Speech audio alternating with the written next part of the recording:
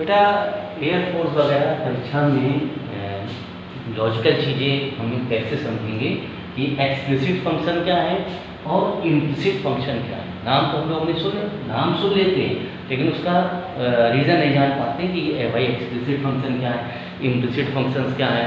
इनके डिफ्रेंशिएशन भी अलग अलग होते हैं, हमें पहले फंक्शन पहचान के डिफ्रेंशिएशन करना होगा।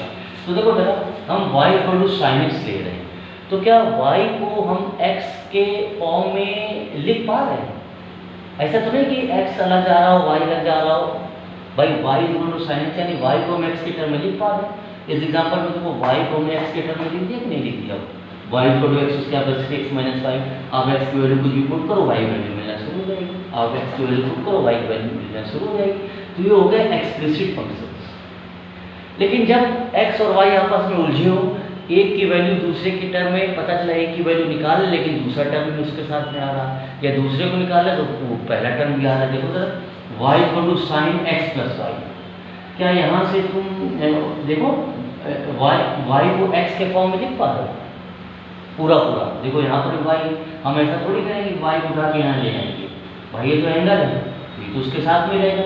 x² + y² xy है। जरा यहाँ पे आप x की वैल्यू निकाल के दिखाओ, उसमें भी y आएगा, y की वैल्यू निकालो उसमें भी x आएगा, है ना। यानी कहीं ना कहीं ये मिक्स हो गए, यानी ये इम्प्लिसिट हो गए। ये क्या थे? ये सिंपल एकदम पानी की तरह साफ है, लेकिन ये पानी की तरह साफ नहीं है। तो इनका डिफ्रेंशिएशन अलग होता है, इनका डिफ्रेंशिएशन अलग होगा। तरीका क्या है? एक्सप्लिसिट और इम्प्लिसिट फंक्शन पहले पहचानना आना चाहिए। Thanks a lot.